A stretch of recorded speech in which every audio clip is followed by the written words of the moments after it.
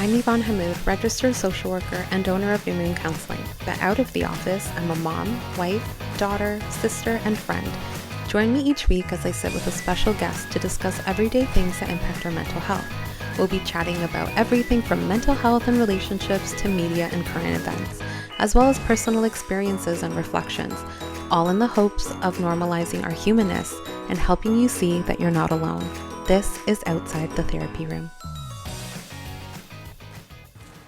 Hi everyone, welcome back to Outside the Therapy Room. Today we are joined again by Destinee. Hi, thanks for having me. Hi, we're excited to have you back.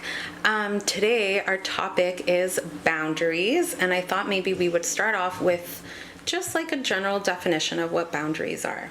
Yeah, so when we talk about personal boundaries, we kind of see them as limits or rules that we set for ourselves within relationships. When we have healthy boundaries, we can say no to others when they want to. We can also hear no from others, but we're also open and comfortable to be a bit more vulnerable and have intimacy with other folks. Mm-hmm. So, that's kind of like a little spiel about boundaries. They're not punishments, but just ways to maintain connection. Yeah, I feel like boundaries, a lot of the times people think it's like pushing somebody away, or I'm setting a boundary, I don't want to have you in my life, when in some cases that can be going no contact with somebody. Yeah. But in other cases, people are setting boundaries because they actually want to have a healthy, more enjoyable relationship with that person. And so sometimes I notice it both inside and outside the therapy room that the conversation of boundaries can be confusing. And a lot of people do see it as something that's negative. Yeah, like it's a bad thing. Yeah. And being very nervous to reflect on, their needs and what that means in terms of changing dynamics in relationships. Yeah, for sure. So I thought maybe, again, with this definition of boundaries, a bigger conversation is, well, what are boundaries? What are they? How do they come up? How do we know we are needing to set a boundary with someone? And there's always going to be pushback. Well, maybe not always. Maybe that's a big generalization. But sometimes there is a pushback by either, family members or whoever you are setting this boundary with. Yeah. So those are some things we're going to be discussing here today. But along with the definition that you gave of boundaries, there are different forms of boundaries. And different levels of boundaries. So we have rigid boundaries, we have porous boundaries, and we have healthy boundaries. Like anything we talk about in therapy, it's all kind of in these different levels. We can either go to one side where we are very strict about our boundaries, but that's not always the best thing. Yeah. So with rigid boundaries, we can actually avoid intimacy in close relationships. We can be very protective of our personal information and belongings. We're unlikely to ask for help, and it can be very isolating when we are having these boundaries that are very rigid. On the other end, we have very porous boundaries. So that means we are no boundaries. We're just oversharing maybe some information that may be okay to be kept more personal. We are over involved in other people's lives. We can be dependent on the opinions of other people, and we have a really hard time saying no to others or requests that other people make. So those are two of the polar sides. But then in the middle, we have healthy boundaries. And that's where we value our own opinions. That's where we accept when others say no to us, but we are also comfortable saying no to things when they don't meet with what we are needing in that moment. We may share personal information in appropriate ways, and we are also not easily convinced to the belief of others. So the healthy boundaries are a good place for us to be, but sometimes I don't know about you, but I have found both personal and in my work life that sometimes we're a little bit on the other ends when we first come in and when we're first exploring with boundaries. Oh, 100%. I'm very much a visual person. So when I think about these boundaries, when I think of rigid boundaries, I think of a really high wall. We kind of keep ourselves in and everyone out. Yeah. With porous boundaries, it's almost like we have a very, very small, if if even an existent wall around ourselves, Yeah. where it's like anything comes in and out, like that porous. Healthy boundaries is we want a bit of that wall, but not where we're completely isolated from other folks, but we have some protection so that not everything's just coming in. It's like a door. Yeah. Right? We yeah. installed the door in a wall. And so when we want to let somebody in, we can open that door, but we can also close it in those moments that we need to protect ourselves. 100%. And even just like, we can know that there's different types of boundaries, and we can have different types of boundaries with different people. So like at work, I might have some good healthy boundaries, but as soon as I'm at home with family, maybe I'm very porous and I'm like a yes machine kind of thing. Yeah. And it's a lot harder to say no there, but it might be easier for me to say no in other areas of my life. And that's quite common, where we're going to see different types of boundaries with different levels in our life. Yeah, and I think this reminds me of another podcast episode that we had with Arsh, where we're talking about identity, and different parts of ourselves shows up differently in all of the communities that we are a part of. And I think that's the same thing with boundaries, like you just mentioned. We are going to have different boundaries with family members than we have with friends. We may have a different boundary with our partner than we have with a sibling or with a friend or with whoever. And so it's important to kind of, understand those different types of boundaries that we may have in these different parts of our lives. Yeah. Exactly. And like cultures, different cultures Yeah. may have their own variations of what boundaries look like for them. So, all good things to be mindful of when kind of talking and exploring boundaries. Yeah. I think a big theme that I don't like, again, this is something I've experienced, is as a woman, I was taught at a young age to just be polite. And I think part of my culture, like the Latina culture, it's like, go and hug this person because you just met them. That was just a natural thing that is part of our culture. And I didn't really question it too much, but I did remember as an adult learning and actually probably studying to become a social worker and like realizing all of these things. And I did notice that at times I was put in uncomfortable positions and I felt the need to stay out of being polite or not wanting to insult another person. And those boundaries were sometimes challenged. They were challenged by my partner, who's like, why did you stay in that interview longer than you had to when you knew that maybe you weren't going to get the job or that you didn't like the environment there? And so those boundaries are sometimes challenged by other people around us, but depending on our upbringing, our culture, how boundaries were spoken to us, or what kind of boundaries we witnessed or saw, like we can kind of end up formulating our own kind of view of boundaries, and that can sometimes put us in situations where we are feeling a lot of discomfort. Yeah. Oh, exactly. Like I can definitely resonate with being raised as a female and law of the peacekeeping, saying yes, not really being taught how to say no. And I think I see that a lot with folks too, is like being like the quiet no or the passive no, as opposed to being more direct about it, and just easier to say yes. Because sometimes that we're afraid that might cause more conflict if I say no. So I found growing up, I was definitely one of those classic people pleasers. I try to call myself now. Me too. Yeah, welcome to the people pleasing club. I have been trying to work hard on it. So I want to say I'm an ex people pleaser, but I still have moments. Recovering. I love that. People pleaser.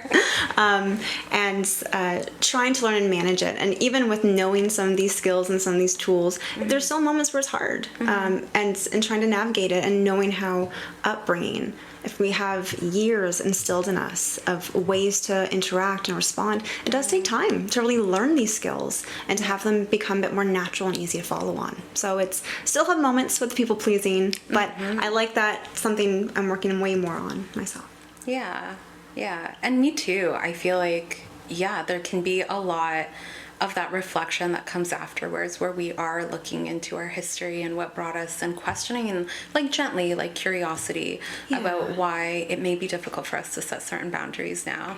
But as we're speaking about boundaries today, I think a big thing is, why is it important? Why do we need boundaries? I mean, I think with giving the different levels of boundaries, we've kind of shared why it may be important to have boundaries, but what are some other ways or reasons that it's important for us to have those boundaries? Well, I kind of like how you mentioned back with what a healthy boundary looks like. A lot of it is our care for ourselves, where I'm choosing to honor my needs and make sure that I'm respected. And so when we're able to put boundaries down and vocalize them, it's a great way of telling other people that I recognize that my needs are important and yours are also important too, and give you that same space that you can also honor yourself in that way. What I hear a lot though, and what I've experienced has been, if I don't honor my boundaries and if I don't say no when I want to, I often get a lot of resentment towards other people, even though they have no idea that I feel this way. How would they know? I haven't told them. Where I feel resentful of saying the yes when I actually really want to say no. And that can actually really negatively impact my relationship with that person. When, if I'm able to say, actually, no, I'm too tired to go out tonight, but I'd love to reschedule for another time, that's actually a good way of maintaining that connection and that relationship, as opposed to being like, oh, I'm so tired, I'm going to force myself to go, and how dare they, they know I'm tired. Well, actually, maybe they don't, but it helps to honor our boundaries. And a big thing too is, when we do say yes, when we do say no, we actually can learn to trust the no. There are a lot of times where if we're so used to saying yes, and when we hear other people say yes to us, we sometimes question it, like, do they actually mean it? Do they really want to say yes? But if we're more willing to say no and respect ourselves in that way, we're more likely to trust our yeses and other people's yeses. So it's also a way of being trustful, creating trust, and just being more transparent with other people. I love that you said that, because I think a lot of the times we automatically say yes. Like, it's just been instilled in us to just quickly say yes. Hey, can we go out tonight? Yes. Hey, can you pick this up on the way home? Yes. Hey, can you drop this thing that you want to do and do this instead? Yes. And it's just so instilled in us that it's just automatic. I think something that can be helpful is pausing. So like you said, right? Like taking that pause to really identify, like, do I actually want to go, or am I just doing this because I don't want to upset my friends? Or maybe I'm really exhausted, but I don't want to miss out and feel really uncomfortable later when they're talking about this night. So I'm going to do it, but still hold that resentment towards them. And so I really like the trusting the no's as you become more used to saying no. I really like that. That was something I learned from my experience, because I know for sure I wouldn't trust people's yeses until I started saying more no, and I was like, oh wow, like now I actually feel more confident that I know if they really don't want to do it, they'll let me know. And that's on them to tell me and not me to figure it out. I think another thing that why boundaries are important is that, exactly as you mentioned, it actually can cause the friendship or the relationship to develop in a positive way. And also something that you mentioned is needs. So with boundaries, when we don't have good boundaries, or when it's challenging for us to set those boundaries, we are prioritizing the other person's needs above our own.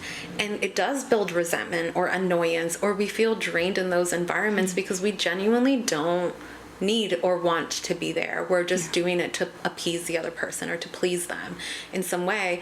And that can be really hard. And like you said, it can actually create distance between you and that person. So if you're constantly feeling that resentment towards them for making that, or feeling like they're making you go out that night or do all of these things, that resentment can actually cause us to avoid and have more indirect boundaries with that person, where we're now not answering their calls, or we might just be really tuckered out, or we're building a lot of anger towards them without them really knowing how we're actually feeling. Is there any other things about why boundaries are important? I think we've touched on a lot of good points with it. There probably are other things. But my brain's kind of like, nope, I think we're good. I think that we did share a lot. And I think boundaries too is important for us. Right now we're obviously talking a lot about the relationship with other people, but it's also important for us to hold boundaries with ourselves. So that might be I'm going to go to bed at 10. And holding yourself to that boundary because you know you have to wake up early the next day, or setting those boundaries I'm just going to watch 3 episodes of the show instead of pulling an all-nighter and then feeling really tired in the morning. So boundaries are really important for us to have with other people because it can cause more of those positive interactions with them. But also boundaries are important for us to hold as well. I find that as we'll talk more about different other types of boundaries, one that I learned was very important for me is boundaries of time, of setting time for myself, where when I'm booking social plans, I have to literally bring out my planner and write it out. I'm old school in that way. But my spouse has been very good to encourage me to book in time with myself, because sometimes I forget to do that, and it leaves me burnt out and really tired. And then jumping back into the next work week. So I've been really good that I actually will book off time and like that's just me to hang out with me and do whatever I want. And that's been really good for like honoring my boundaries in that way so that I can show up and be more refreshed for other folks in my life. Yeah. Yeah, that's great that you do that. Writing it on paper sometimes it's old school, but it's the way to go because it helps just kind of keep that and remember to do that for yourself. So actually, as you're mentioning time boundaries, there are other types of boundaries that exist out there. So just gonna name them off real quick here. There's emotional boundaries, which protects our feelings and privacy. It distinguishes our emotions from someone else. So an example of this may be you and your partner are out with a group of friends and they're having an argument and a fight while you're out for dinner, and then you're finding that on the ride home suddenly you and your partner are fighting or having like an argument or a disagreement. Sometimes that's because we've absorbed the other person's emotions in that moment and we are recreating that kind of argument or disagreement in the car ride home with our partner. So that's an emotional boundary, and it's important for us to just like check in, say, is this actually our feelings that we are having towards each other right now? Or is this something that we have absorbed or taken in from the folks that we were just out with? Well, something that I was taught in grad school was, especially with doing this work, is we're going to pick up on people's emotions. Yeah. Therapy is very emotional work, if you don't know yet. And one thing that we were taught was that's yours, not mine. And doing a lot of that emotional boundary of like the person in front of me might have big emotions and that's theirs to carry and it's not mine to take on. Because there have been times where I might walk into a space and start feeling anxious without fully knowing why. And then I realize someone with me is very anxious. I'm like, oh, okay, I don't need to feel anxious. That's theirs. I don't need to take that on. And I do that mental check myself when it comes to emotional boundaries. That's a great example of setting emotional boundaries. And the example I explained was with a couple, but it definitely happens like as individuals as well. Like you described, going into a space and all of a sudden picking up on this energy and noticing that emotion. And so that's a great example of being able to set those emotional boundaries. One more thing on emotional boundaries that I think is important is also letting other people know that you may not have the emotional capacity to hear them vent. We want to be helpful. We want to be supportive to the people in our lives that we love, but sometimes we are just not at the capacity to hold on to the information that they're providing. And that's an emotional boundary as well. We can be like, hey, I really care about what you like about the fight that you had with your coworker. Can you tell me in a few minutes? I just need to unwind right now. Or I am not going to be able to hold space for myself or for your emotions. So I really want to hear this, but maybe we're going to need to hear it at a later time, or give me a few minutes, like whatever it is that you need to do to kind of set that boundary. I have very similar lingo. I love the word capacity, where of, again, with communicating those emotional boundaries of like, you know, I can hear that you're going through a rough time. My capacity overall is fairly diminished, and this deserves more than what I can provide. So I would love to, you know, if you still want to talk about this later, we can create a time where I think I'm going to have more capacity, and then I can definitely be a support for you then. But right now, I really don't have it in me. And that benefits both you and the other person. Because if you're forcing yourself to, like, even though you're at your limit with your capacity, if you still sit with it, your response may not be something that is actually going to be supportive or helpful to them. So even though in those moments, I can already hear people being like, oh, but that's so mean. Like, they really need you in that moment. But you aren't going to be able to provide them the support that they are looking for when you're just not at the right mental or emotional state to give them that, right? And there's a good chance they may pick up on that. They may notice that, you know, your responses aren't matching to how they're feeling. And sometimes that can be a negative experience. And kind of going back to it, if I'm overwhelmed and I'm trying to support someone emotionally, I might then again start to build resentment or frustration towards them, being like, oh, you know, I can't do this right now. And so knowing to be like, you know what, this is not going to be helpful for either of us. Let's do this a different time. It's a great way of avoiding all of that. So another type of boundary is physical boundary. So physical boundary, as the title says, it is your personal space, privacy, and your body. So an example of physical boundaries that I've already mentioned is being told to hug someone, maybe like even though you're really not comfortable with it, or having somebody speak really close to you, or, you know, be in your physical space. Sometimes this also means physical boundaries in terms of your space. One thing that I mean, I love the movie Freaky Friday. Yes. But the part I don't like is privacy is a privilege, Anna.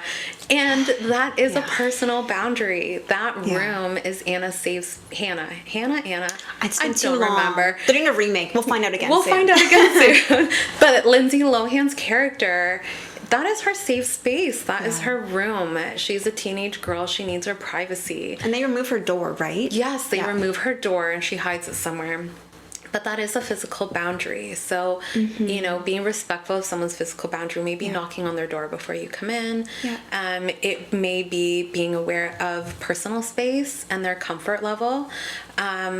Tickling is huge with kiddos and also as we grow up too. Yep. So not wanting to be touched and communicating that physical boundary. Those are, again, like some of the examples when it comes to physical boundary. Did I miss any examples? Well, some that come to my mind include, I one thing I like to do with family members, whenever, you know, you have a family gathering, whenever we greet or when we say goodbye, I like to ask, like, would you like a hug? As opposed to just kind of going in for it. Because I know for some folks, that's the last thing they want. And it's like, I'm totally okay because I want to make sure you're feeling comfortable. So I like asking as opposed to just, you know, going for it. But even with COVID really forced us to change our physical boundaries. We're even like outside the grocery store, like we had the spot to just stand in, and I think distance and physical distance became more of the norm in the regard. Even like handshakes, like we were doing like way different creative things to connect. Like elbow taps. One thing that I struggled with, I noticed, was going to visit family and doing the distancing where there wasn't that same space to be able to like enter into my parents' house or say goodbye and like hug goodbye as something that we normally typically do because we wanted to honor that because of what was going on. So that was kind of like a forced boundary a lot of us had to follow. And it can be hard to do.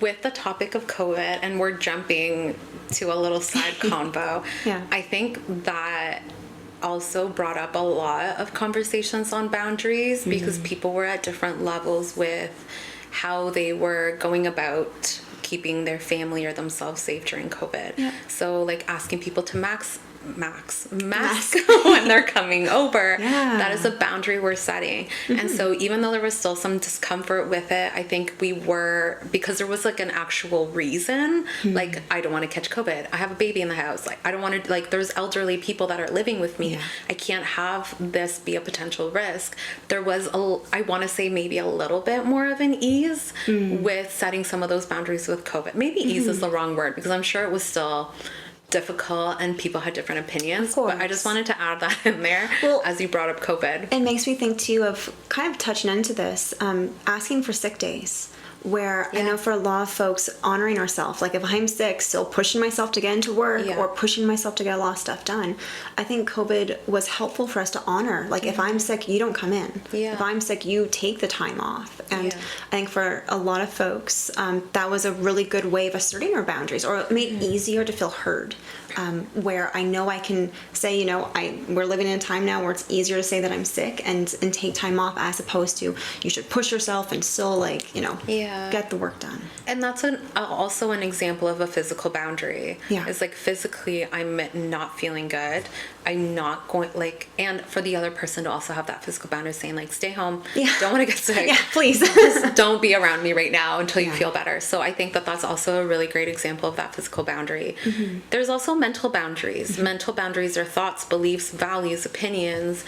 It allows us to take in information and decide whether to accept it or not. So a mental boundary may be not engaging in certain conversations. Maybe we're going to avoid the political conversation that our uncles are having over there. Maybe we are going to, you know, kind of stick to our own beliefs and our own values and sit quietly in them without having an argument with somebody who may not align with our values and our beliefs in those moments. And also having respect for other people's opinions. So if I'm saying King Kong is the best movie ever made and other people are in disagreement with that, that isn't actually something that I think. But if I was to say that, like then being able to respect that the other person has that opinion and even though we might have a very different one. Yeah, no, for sure. And I wonder even if part of that could be how I engage with different people in my life in different realms. So if I'm speaking to their adult, I might use different words, vernacular that they can understand. If I'm speaking to a kiddo, a child, I'm probably not going to use the same language, and I might change it a little bit so that we're both on the same playing field. So I think those, being mindful is kind of boundaries, who I'm talking to, the topics, but the language that we use. And also deciding what to share. Like, again, we talked about it already, kind of having different boundaries with different people. At work, with a work friend, you may speak to them about certain things. So you might share certain personal information. That's going to be different than the type of information you're sharing with your friends or with your best friend. And so those mental kind of boundaries are also deciding when and with whom to share some of that personal information with. Yeah. Another important boundary is sexual boundaries. So this is, it protects our comfort level with sexual touch and activity, what, when, where, and with whom. An example of this can be creating a safe word when you're engaging in sex to make sure that everyone is feeling safe. Asking for consent. Consent is a huge sexual boundary that we should practice, and also confirming when we want to try something new. So that's keeping the conversation alive while we are engaging in a romantic or sexual experience in that moment, and just checking in on some of those sexual boundaries. Another one is saying... I'll just jump in right there real quick for you. It actually makes me think of this YouTube video. I don't remember exactly what it's called, but I think it's like... consent is like tea, and it breaks down exactly the black and white of consent, of if I'm serving someone tea, at what point are they no longer consenting to it. And I think it's a really good metaphor for people who might still kind of struggle of not knowing fully what consent means and the different shades of it. I think it's a really good YouTube video to check out, because it paints it out so clearly and in a humorous way, to make it easier and lighter than like a heavier conversation around consent. So if there are more questions around physical and sexual consent, I think that's a really good video to check out. Maybe we'll include it in the show notes. That's a good idea. So sexual boundaries, saying no, using a condom or other contraceptives, and discussing who else you can include or not include in a sexual relationship. So some of those sexual boundaries are going to be conversations with the person you're engaging in those acts with, and just being okay with saying no in certain moments where you're feeling uncomfortable. And I know that can be a whole other podcast right there around no when it comes to consent and such. But I like that you're bringing it up in these different ways, and like contraception, and how I think that's a big one that folks may not realize is part of boundary setting. Are we both aligned and both agreeing with what's happening with that? And setting a boundary when you're in a disagreement. Being able to say, well, sorry, this is my limit and this is what I'm comfortable with. And if that can't be respected, then maybe this isn't something we can engage in. The other one is material boundaries. Material boundaries were big in my house with my siblings, especially around books. When I was a kiddo, loved books, still love books. And my brothers would sometimes borrow a book and not return it. And that was, I know, rude. And that was the conversation around material boundaries. So material boundaries determines whether you give or lend things to other people. So maybe that means not lending money to certain people in your life, or not letting someone else drive your car, which can be a really big material boundary. Choosing if you want to share certain things, if you want to share books or clothing or other items, when and with whom. So again, a material boundary in a household with siblings or even with friends, if you're living with a roommate, may be, hey, ask me before you go into my closet and pick out an outfit. Let me know that this is something that you want to do. I hear that a lot too, like with food. So in my household, because I had a bunch of brothers that were constantly hungry, it'd be so annoying where I would, if I wanted something specifically for me, having to write my name on that food, like that bag of chips or whatever, because if I didn't, it was just going to be eaten up. And even having to write my name on it and communicate to everyone in the household, this is mine. Really hoping that, no one takes it. And sometimes, they would, I didn't see your name on it kind of thing. So I can definitely appreciate the childhood siblings and And thank goodness I didn't have any sisters. 'Cause I think if I did, I would have been taking clothes and all thank of goodness that. I didn't have any sisters either. We both have brothers. Yeah, there we go. There you go. But yes, like exactly that, having to like label things or know who you want to share certain things with. And also a big one now that exists is sharing passwords. So sharing a Netflix account, Netflix has kind of set their own boundaries. Yeah. So, but being able to kind of share passwords to certain streaming services or social media with other people, that may be something that you're comfortable doing, but there may be boundaries within that. Yep. Or it's a boundary that you're like, nope, this isn't something we're going to do together. Yeah, exactly. Spiritual boundaries. Spiritual boundaries are our beliefs and experiences in connection with a higher power. So maybe a spiritual boundary is not discussing our religious or spiritual beliefs with certain people who we know maybe aren't going to agree or it's not going to align with them.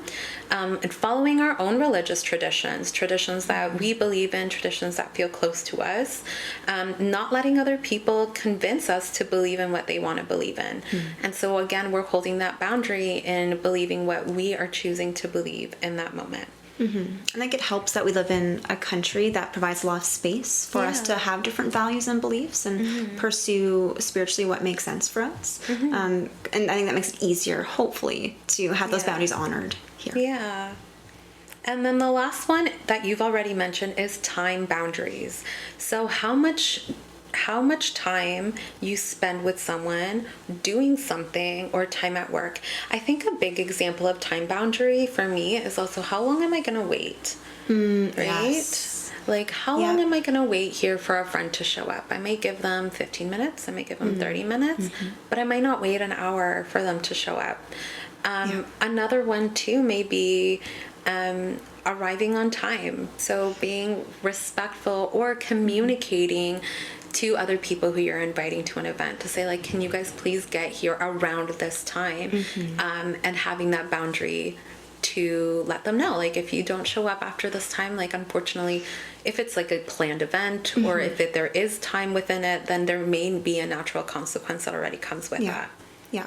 No, exactly. Time boundaries, when I discovered it, working on changing that was a big thing for me that I found brought back a lot of peace. And I realized that I have a whole thing with time where it's like, I show up 5 minutes before or maybe sometimes 10 minutes before just to make sure everything's there. I very much see time as being respectful and honoring people in that way. Yeah. But I also know that some people are time blind. They don't notice or recognize or even cultural differences. Time is viewed differently. I think I've heard that out here out west. We see time is money and you got to go kind of thing. And there's some countries where time, like you take your time, can slow down, and it's easier to kind of just be in the moment and not have the same rigidity with it. So that's why I think for me, inviting more space for my own time to do things and enjoy was like a really big game changer. Yeah, I think another really important one too that you've already mentioned is like time boundaries within our work time and our personal time and our alone time. Yes. And so for me, that is something I struggle with as a business owner. Sometimes I'll get emails at night, somebody that's wanting to come into therapy, and I want to respond to them because I know that message is probably really difficult for them to complete or to send. And so I try to be mindful though of what time of day is it? Do I need to be responding at 11 p.m.? Maybe not. And so that is a time boundary that then we need to set. So for a regular 9-to-5 job, it may be I'm not answering calls or replying to emails after 5 o'clock. Or choosing how you want to spend your time. Like you mentioned, blocking off time for you alone. You have that freedom and flexibility to decide what you're going to do within that time you set aside for you. Yeah, exactly. Yeah. And even kind of going back to what you were mentioning about how long do I wait for someone to show up? Or even like other things, like how long do I wait for that person to text me back? Yeah. Or, there's this person I'm interested in, and sometimes giving ourselves our own timeline. Yeah. Where if I can't fully gauge what's going on for them, I'm going to give myself my own personal timeline that if, 20, 30 minutes go by or a few months go by, depending on what the situation is, I'm going to take control and then make a different decision. Yeah. Yeah.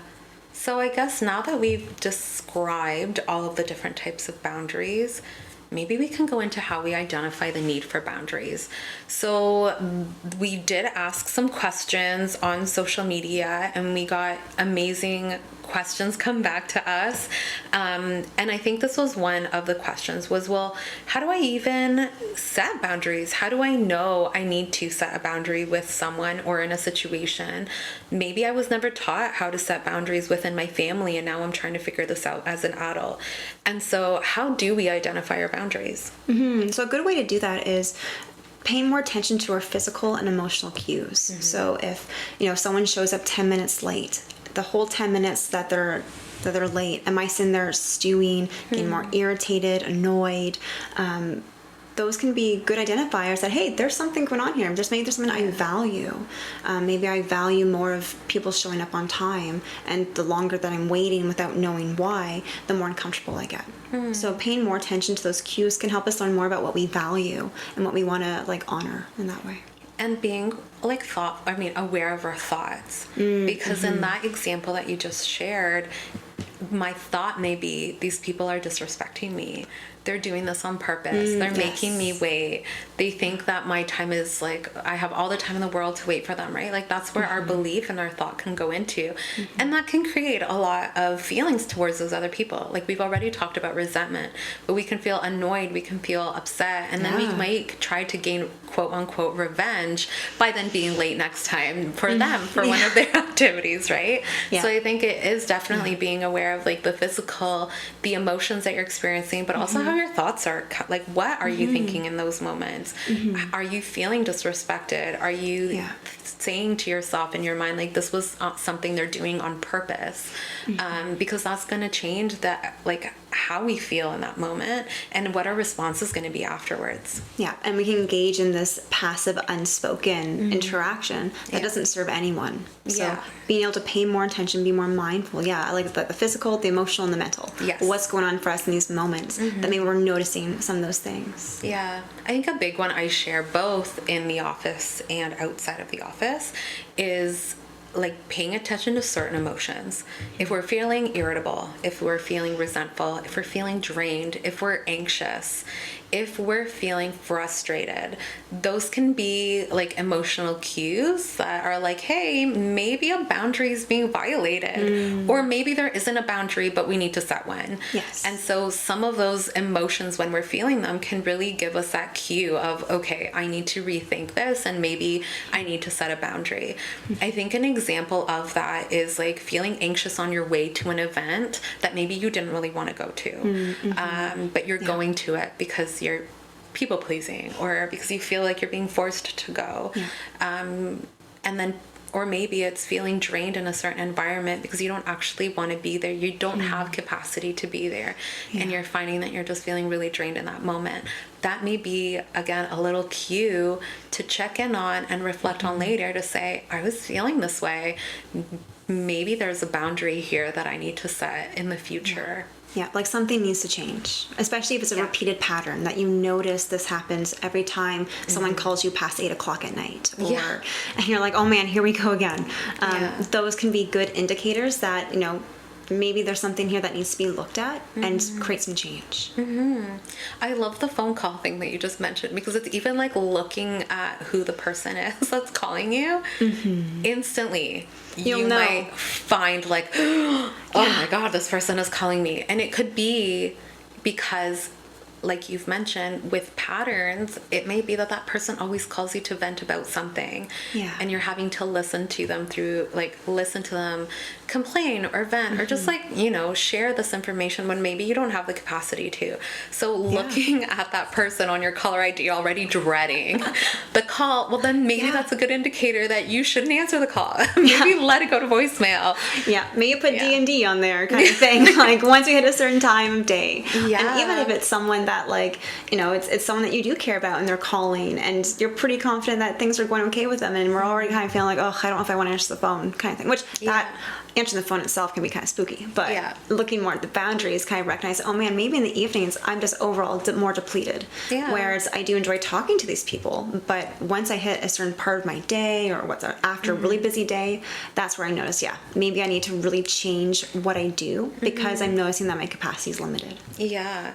And actually, you said something that opened something up for me, but like, sometimes our boundaries need to be communicated. Like, hey, I'm not answering the phone after 8, so if it's something really important, text me. Yeah. Or we're not communicating that boundary, but we're still holding it. So that maybe somebody calls you after 8 and you let it go to voicemail. If it's really important, they're going to find a way to contact you.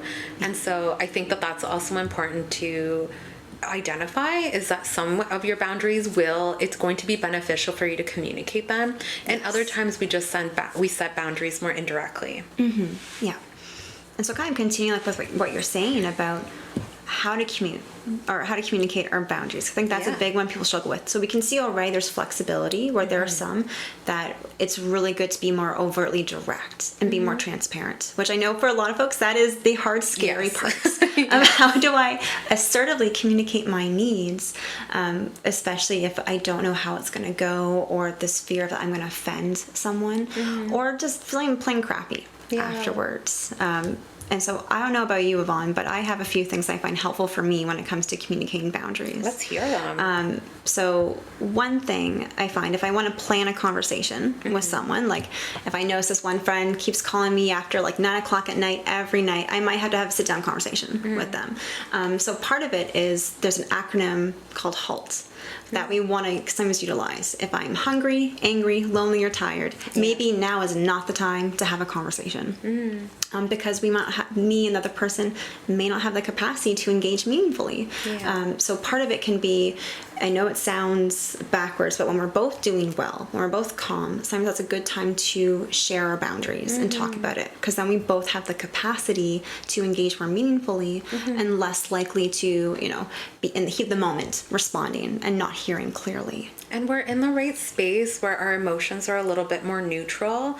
So it is going to be more of a productive conversation, and what we are saying is going to be heard instead of us like we listened to somebody but are taking like our emotional state maybe when we're feeling a little bit more frustrated, so our response is definitely going to change with that. Yeah, exactly. And then so kind of being mindful of regulating our emotions, and also then the language that we use. I love my I statements. I think a lot of my clients, they get so tired of me bringing up I statements. Me too. Broken record on I statements. Right? But and so because I love things categorized and organized, I love how there can be a little bit of like a formula of how do I state and use I statements to communicate. And so a few that I like have just been, I feel blank. What I need is blank. And they'll tap into that. And I know it's kind of like a ambiguous, it's a loose equation here, but I feel really depleted at night. And so what I need is, maybe for us to have phone calls during the day. Or if you really need me, can you shoot me a text and I can check in first to see how I'm feeling. Kind of thing.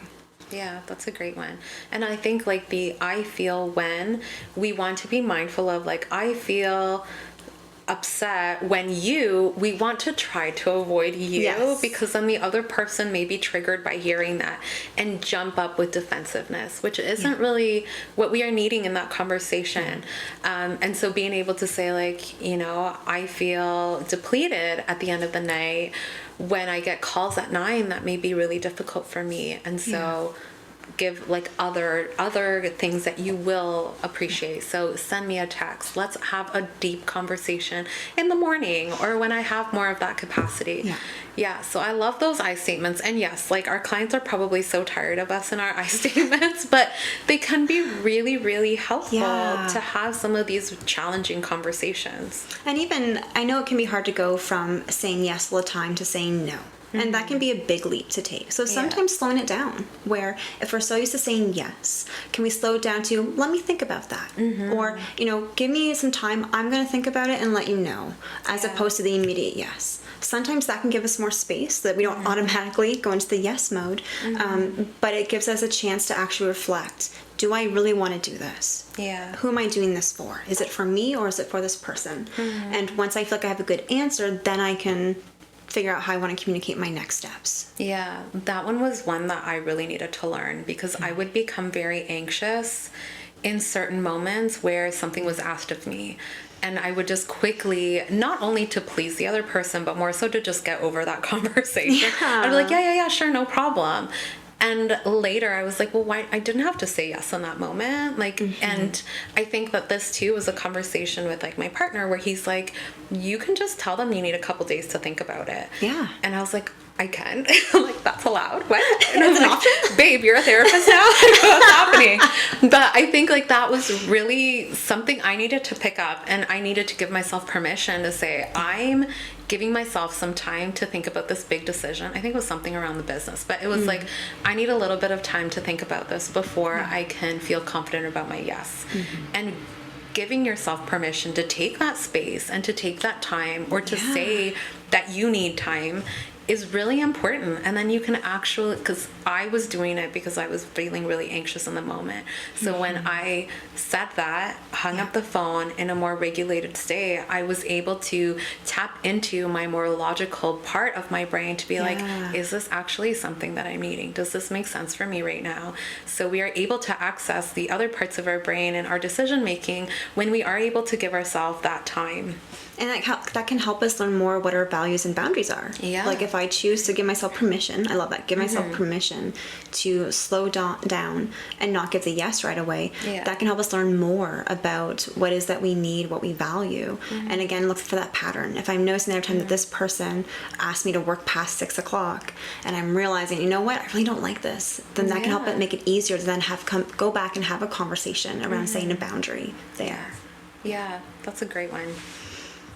And part of like going back to communicating boundaries, there can be like the ones that we think about and plan to share, but there can be the ones in the moment, right? Like, I don't know if you've ever had this, but walking in the mall, sometimes there's those like vendors that are like trying to like have you come over because they want to sell you a product. No eye contact. Yeah. No eye contact. And saying a boundary where no is a complete sentence. Yeah. I don't always have to give a whole essay about why I can't stop at your vendor. Oh, because I gotta go, I have groceries, and I pick up my kids and blah, blah, blah. I can be like, nope, and then just continue on, kind of thing. Yeah. Which I know even saying the word no is really hard. And again, going back with my clients, sometimes we sit there and we practice. Yeah. And we just practice saying no. And I drill them a little bit about like, you know, can I have your phone? Can I have your purse? And trying to help them. And it sounds silly, but saying the word no can be really hard for people, and doing some of the exposures of saying it in a safe way can be really helpful. I think even like for people pleasers, that's hard, right? Like you ask somebody like, oh hey, can I see your purse? They'll be like, oh my god, yeah, like what do you want to see in it? Right?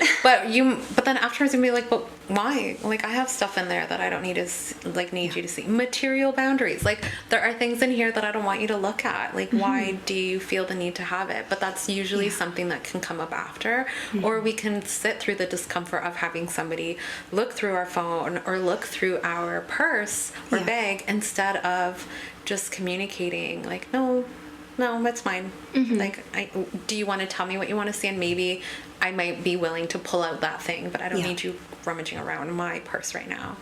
Yeah. And part of learning to say no is our body language and our tone.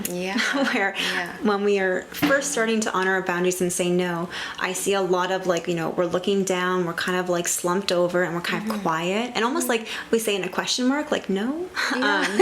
And learning that part of being assertive and advocating for yourself is, you know, standing a bit more tall, even like our shoulders back, making eye contact if it makes sense in the situation, and be able to say it more firmly and more calmly, where we can be heard.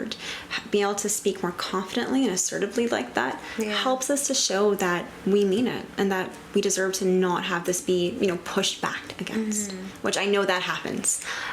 I've had it where I'll say no to the person at the mall trying to bring me over to sell me a product, and I'll say no and they'll just keep kind of, and so one technique I love is the broken record technique. Just keep saying no, nope, I'm good, nope. And, you know, sometimes people get really bored of hearing you say the same thing over and over and over, that they just stop and they leave it be. But it doesn't work for everyone too. It doesn't, but I think like something that comes with boundaries is the need to repeat ourselves. Yes. People sometimes want to hear what they want to hear and what benefits them. So to them, they hear, oh, no, right now. But maybe if I ask again in a few minutes, then they're going to say yes. So it's being okay with having to repeat yourself and say no, and kind of be assertive in saying that. And I think that communication style is also really important here. And again, that could be a whole episode on its own. Yes. But really quickly, there's aggressive, passive, and assertive. Passive is like that, no, I don't think so. But it's very easy for somebody to not manipulate their way, but like to get what they want out of that conversation. So, hey, can I look into your purse? No, but I really want to see it. So then you can be more passive with your answer, and you may end up giving in. Yes. Or you can become aggressive, which can be, again, on the other end, being like, well, no, I said no. And then throwing in some swear words that we can't say on this podcast, and just be like, leave me alone. No, I said that. And in the middle of that is assertive, where we are able to, like you've already pointed out, be mindful of our tone and our body body language, thank you, and be mindful of our body language to be able to assertively give the response that we are needing. And that may be, again, with a more assertive tone, like, I've already said no, I do not want you to go through my bag. And that's it, that's all you need to say. So sometimes it is that tone, that communication style that we decide to use, that we might need to ramp up a little bit. Maybe our assertiveness needs to be a little bit more assertive, being mindful that we're not going into aggressive, but that sometimes is what the person is needing when we're having to repeat ourselves. Exactly. And even going back to if I do communicate my boundary or say no, and we do get that pushback, especially if we're with people who are used to us saying yes. Yes. I see this a lot with folks where as soon as we start learning to state our boundaries, others around us, they're not used to it. They may not like it because they're so used to you being the person they can turn to and they can go to. And so almost going into it knowing that you might get some of that pushback because they're just not used to it. And they're almost surprised that you might say no. So sometimes when it comes to communicating our boundaries, knowing that we might get pushback, knowing that we might have to repeat ourselves, and that can be the harder part. But also communicating our boundaries clearly, where sometimes we can be vague, right? Or I might just say no, or no, not right now, and they might think, oh, well, maybe later, maybe in an hour from now I can come back and ask for help. If we're able to be a bit more clear on our boundary of no, not today, let me come back to you in a week and let you know if I can do this thing, that makes it easier for the other person to know what's expected of them. If I give more concrete specificity that the other person is more aware of, things don't get lost in translation, and boundaries are more likely to be heard and understood. And I think too, being consistent. Yes. If we're a little wishy-washy with our boundaries, the other people are going to learn that if they push a little bit more here or there, then you're eventually going to give in. And that's not something does with ill intent. I don't think it's always something oh, haha, I can manipulate them. And if I say it this many times, then they're going to give in. I think it's more just people are learning about what you are going to accept in certain moments. And I love that you mentioned that change. The change of suddenly, if you are a yes person, always saying yes, and suddenly you're saying no, that is going to come to a shock to the people around you, and it's going to take a little bit of time for them to understand that this is the new you, or that this is the new response that you're going to have, or that it's going to take a little bit of time for them to adapt to that. But one of the ways that they're going to adapt to that is by you being consistent with the boundary that you're setting. So being direct and saying, nope, I can't, but come back to me next week and maybe I can look at it. If it's next week and you're still not up for it, then being able to, again, be consistent with, well, I said no. I've already said no. I've already communicated this to you. And so being able to have to repeat yourself in those situations, but also being consistent with your boundaries so that people learn that this is what they are needing to expect from you now. And so we can already hear that there are going to be times where you're going to have to stand firm in it. Sometimes we can repeat ourselves, we can be clear about it, and people still don't respect it. We cannot control how other people emotionally respond. We don't have that power. I wish we did. It'd make life so much easier. So much easier. But we depend on how we can communicate things as calmly, use all the I statements, and the person in front of us can still have a really big emotional reaction. It's not our job to make sure that they're emotionally regulated. It's their emotions. We can't control what they're going to say or do. And a lot of the times it's not it's not on us. It's not us who triggered them in that moment. Well, maybe we were the trigger, quote unquote, but it's not about us. Yes. It's about something else that's going on through them. And I think that that's also important to recognize, that we didn't cause this reaction, so it's not ours to hold. There's that like physical and emotional boundary, right? Like, Yeah. it's not our responsibility to fix this for them, because what is that going to entail? It might just be us throwing our boundary out the window and being like, yes, yes, yes, oh my gosh, I will do it for you so that you don't Yeah. feel this anymore. Yeah. But then you are prioritizing the other person's needs above our own. And as we've already mentioned many times, that can lead to resentment, frustration, and negative feelings towards that person, which will ultimately impact the relationship you have with them. Yeah. We had a lot of questions that we asked on social media, and a lot of the responses we had were about exactly that. Like, how do I set boundaries with someone who doesn't see that they're the problem, or that they don't understand why you're setting them, or that they don't have a clue that you set a boundary, or that they don't respect them, they don't understand the point, they are always pushing back on the boundaries and making you feel guilty for setting them. Like, there is I think that that's one of the biggest fears that people have, and why it's so uncomfortable to set those boundaries, is how other people are going to respond to them. And not knowing that's going to go well. And part of that is learning, like we've mentioned, that some people may be taken aback when we're starting to practice it. So depending on the context, be able to, if we feel comfortable, because I know safety, emotional safety and everything does play a huge role in what we share versus not share. But if we think that it's helpful to be like, hey, like, yeah, I'm making some changes. I'm starting to do some things differently. So, you might hear no from me more often. Sometimes that can be helped to lay down a bit of the foundation so people can start to learn that.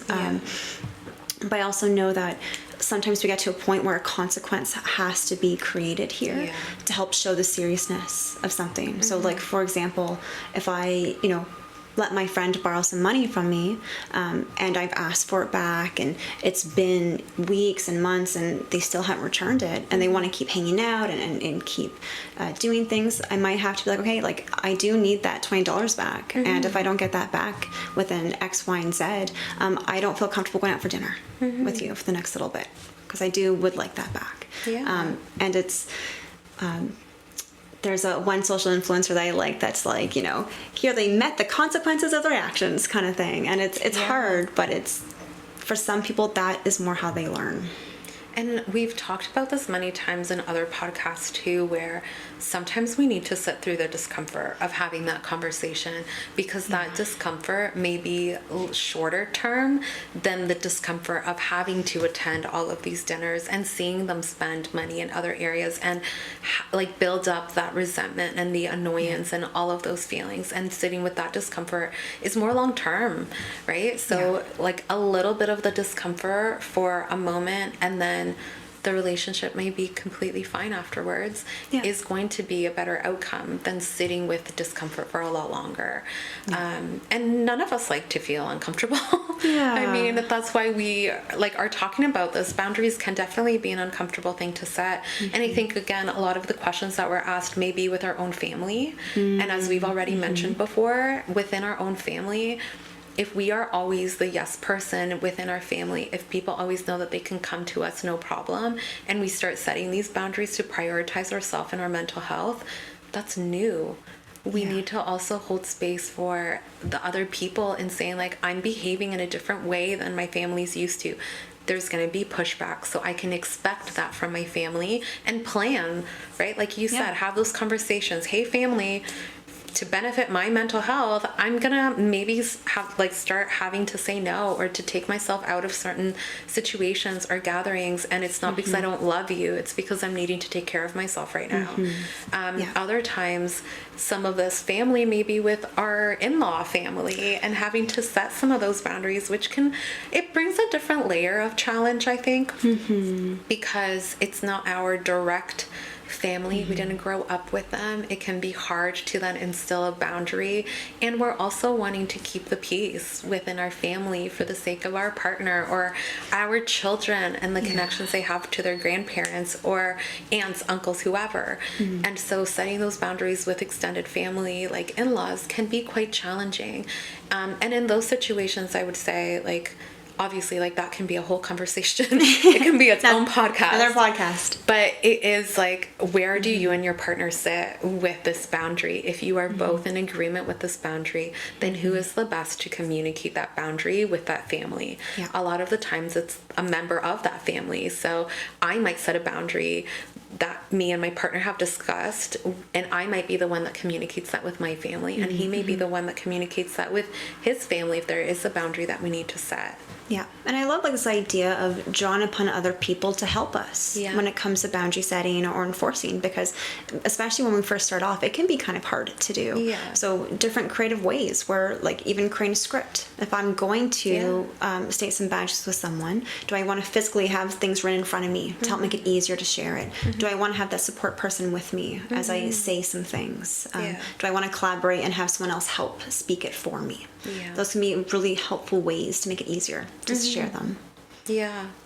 Yeah. Yeah. And also kind of like in the whole process, making sure that we're still managing our own emotions in the process. Because again, it's not easy. It's short-term discomfort for hopefully long-term, more calm and okay feelings. But I think a part of it that we hear a lot from folks is that when they first start saying no or saying boundaries, guilt is the one that shows up and is very strong. And sometimes we notice that if we're not used to saying no or honoring ourselves, guilt is trying to, play a role and help make it harder to continue doing it. But what I've seen time and time again is the more that we're persistent and we continue to say no and honor ourselves, the guilt does go down. Yeah. It does decrease. And when we're having that guilt, remind ourselves of why we're doing this. Why are these boundaries important? Why am I choosing to set this boundary? Almost like speaking back and speaking to the guilt, and not allowing it to stop us from continuing to honor ourselves. Yeah, one thing I like to do with guilt too is just be curious about it. Like, what is this guilt trying to tell me right now? And with that question, sometimes it brings us back to a reflection on our childhood or a reason, like, our people pleasing, right? Well, this guilt is showing up because I feel like I'm being a bad daughter if I say no to helping my parents with something.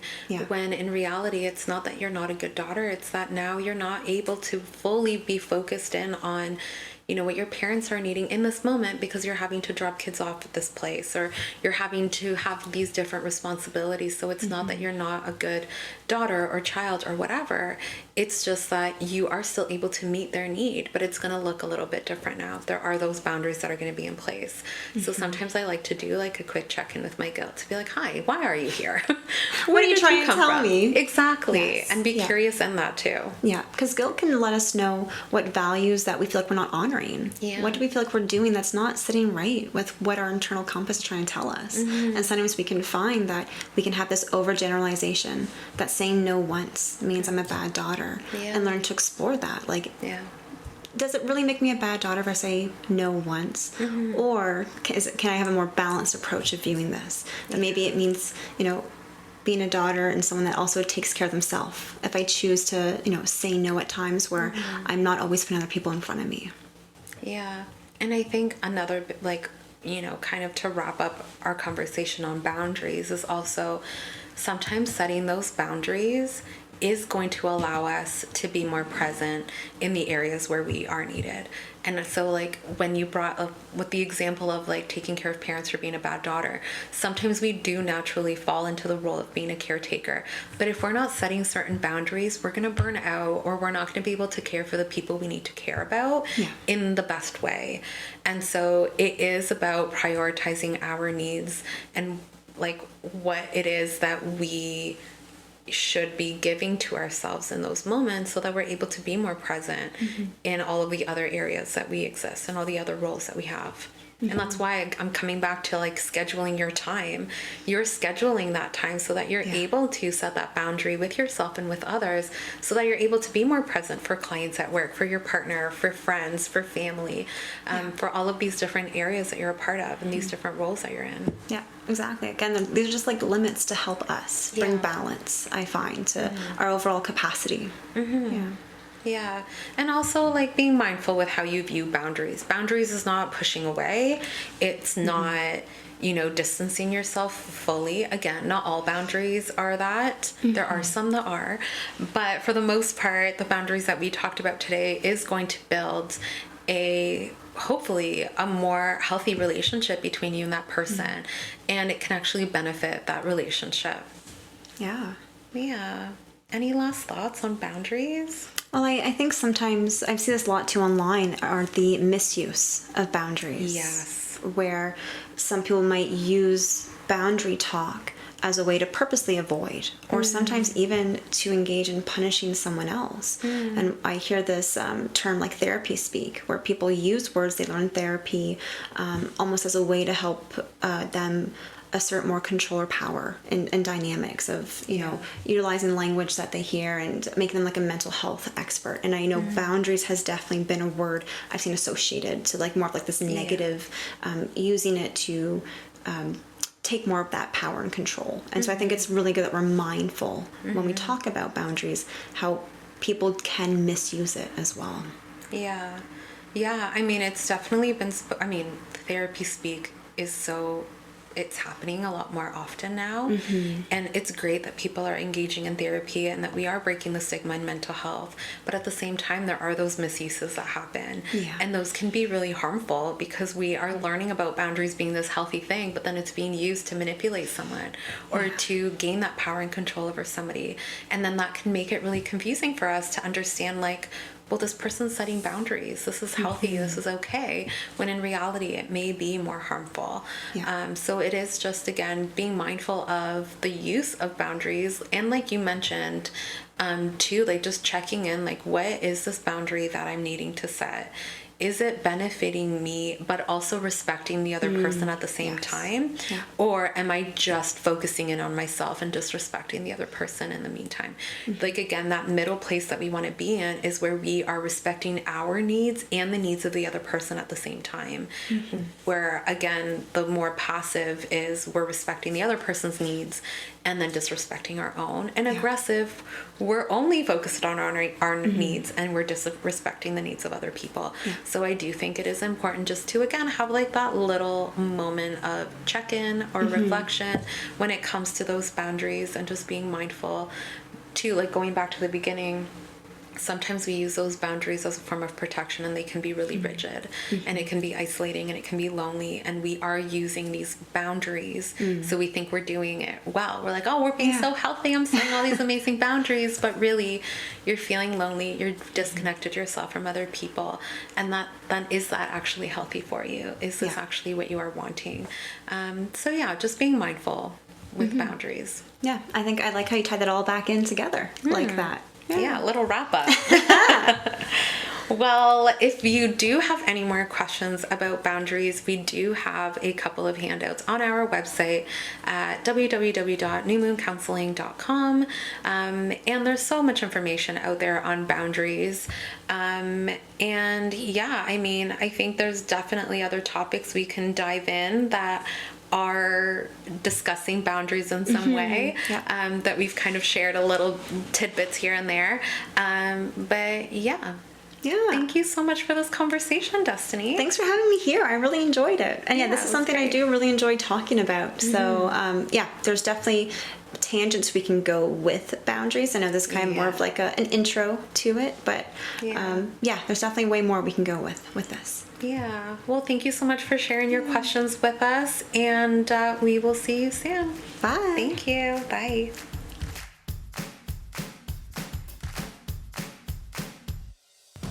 Thank you for listening to Outside the Therapy Room. This podcast is intended for educational and entertainment purposes only. If you reside in Ontario and are interested in working with one of our therapists, please visit our website in the show notes. If you reside outside of Ontario, a quick Google search or search through Psychology Today will help you find a therapist near you.